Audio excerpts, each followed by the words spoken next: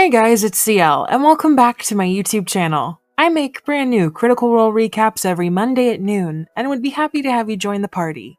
If you haven't already, please go ahead and subscribe, and hit the Bertrand bell to be notified of future videos. Now, without further ado, let's discuss the 31st episode of Campaign 3 of Critical Role. There's a city, structures, maybe even people on the face of Ruidus. The Nightmare King leans in and asks what Imogen sees, and she decides, correctly may I add, not to say a word about the celestial wonder. She speaks that there's a shield of some sort, a lattice-work barrier keeping whatever's up there at bay, and the Fae also looks into those lenses and shares that the Unseelie Court is working with a man by the name of Ludinus. Wee-oo, ring any bells? Okay, you guys in the comments last week nailed it. Just based on description alone, Ludinus from Campaign 2 was up to no good. Orem is able to recall the name of Ludinus from the Cerberus Assembly of the Dwendalian Empire in Wildmount. Before they can wrap their heads fully around the situation, though, the Nightmare King puts his plan to action. After peeking through and seeing that apparently their mission failed, I'm assuming the Unseelie Court, but anyone's guess is as good as gold, the Nightmare King places his own barrier between the hells and the telescope that he and Ollie created, climbs it, and removes the integral piece, the crown of the Moontides stolen from the Unseelie Court, and vanishes. Ollie and Bertie begin to beat themselves up about the mistakes they made. The deal that Ira made with Maury behind their backs, now his disappearance with their only way to find out more about Ruidus. What a piece of shit he is. While the Hells go over theories, Ashton decides they want to try something potentially dumb and breaks Maury's gift.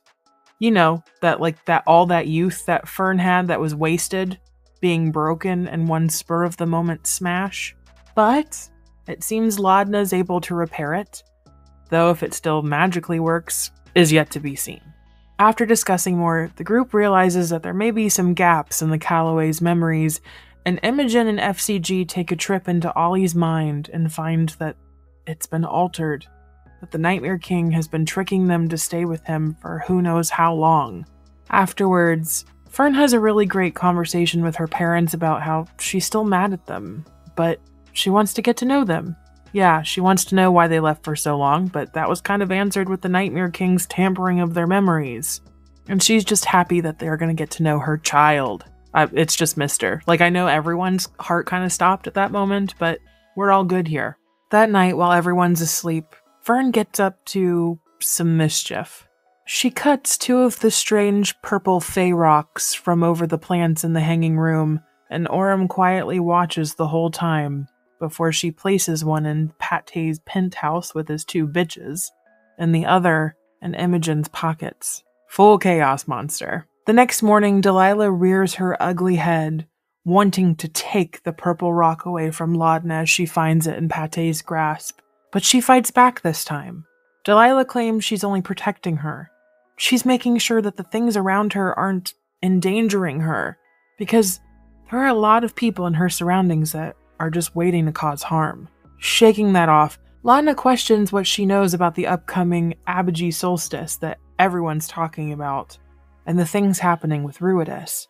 Delilah says she did some research on the blood moon, but her info is more towards the solstice, that her resurrection of Vecna, the Whispered One, was supposed to occur during one, and yet it still happened even though it was early. She had the power to bring back a god. We know of two other events taking place during these solstices, the beginning of the Calamity and the Raven Queen's ascension. So imagine what may be able to happen should the Unseelie Court succeed in whatever plan they have for the moon. Delilah warns Laudna to keep an eye out for betrayal, that she's got her back. F.C.G reaches out to Dancer, trying to get some more answers from their conversation the previous night. Again, he receives a scared, paranoid version of their master, begging him to leave them alone. Then he snaps. F.C.G's eyes go red, the trauma they've been holding in causing them to break. They attempt to buzzsaw Chetney, and Bell's Hells go into the offensive in order to save the gnome's life. But F.C.G has been holding in poison. Not the real kind of poison, but the poison they teach you about in elementary school, like hate, venomous words about the people you care about most, those kinds of poisons. Laudna and Fern both attack, knocking the Aormaton out after some harsh words, like Laudna's not truly alive, and Fern's parents don't really love her. And Belle's hells are reeling about what to do with their friend, tying them up and questioning them once they reawaken. But he doesn't remember anything.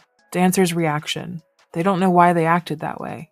Ashton recalls one of F.C.G's ocular lenses being out when they first met, and then it echoes in their brain that they were looking for a one-eyed monster that killed F.C.G's traveling group. Looks like we were all right, folks. F.C.G is a murder bot, killing their previous traveling companions when they probably snapped, just like they did today. It's really cool to see all of these things take place. Also, did you guys see Sam's tweet? He posted #CriticalRoleSpoilers with a link that when you smell like cut grass, it's actually like their cry of help for like predators. Like if you smell cut grass, there's something that's like, there's like a herbivore eating them and that like to help, So fresh cut grass is literally like a cry for help. This man's mind. What did you guys think of the episode? Did you get some of these reveals correct? What did you think of everyone's reaction to F.C.G's attack? Ashton seemed to me to be the only one really withholding in this fight. They even seemed angry after Grass was revived and they still had the bot tied up for questioning. When Laudna attacked, Matt said that she felt almost more alive. I'm really worried that we're about to figure out that the things that will replenish her to life is hurting good people, people she loves. Are we about to see a villain arc begin in our happy-go-lucky warlock? Speaking of villains, Fern, what are you doing? She used a heat metal spell on F.C.G that feels extreme to me. It's almost like that saying that the people closest to you have the best weapons to hurt you. So it almost works in a metaphorical and a physical sense, especially after all of her shenanigans with the rocks today. Is it just a bit of fun, or is she really trying to do something here? I really wish I understood the chaos within her brain. The dynamic has definitely shifted and changed so much these past 2 episodes. Let me remind you, it's been barely 24 hours since you revealed themselves 3 episodes ago. That's insane how much has actually taken place in such a short amount of time and how much information we've actually gained. It's frightening. Do you think we're headed towards Armageddon? With all the moon-related things, I think we're about to hit a serious shit hit the fan really soon. We already know the Exandria we love and live in today is a post-apocalyptic world. So, would this be a post-post-apocalyptic world? What would that even be like in a campaign? Hopefully we never find out and Belle's Hells are able to stop that piece of shit Ira and the rest of the Moonspiracy team. We finally get to speak with the voice of the Tempest. It was teased a little bit when we first met Viridian in Campaign 2, not to get too spoilery, but our favorite druid Keyleth is back in action. After Aurum and Imogen have sort of a, not quite a heart-to-heart, but kind of like the, hey, we're the 2 voices of reason, maybe we should talk to each other moment, Aurum requests that Imogen give a message to his leader of the Arashari, and honestly, it just feels really good to hear from her again. I do feel like the story of Campaign 1 is super clear and tied up, and I feel like we left everyone in a really good place. But it's just nice to see that old character again. She imparts that Aurum should stay the course, and that she'll pull some strings on her end, and that he try and keep safe. And that's all we can ask for. If you haven't already, please go ahead and like the video, and don't forget to subscribe. Check out my recaps of Campaign 3, posted every Monday, and my album Scorpio on all streaming platforms. Thank you so much for watching. Stay safe out there. Good day, my friends.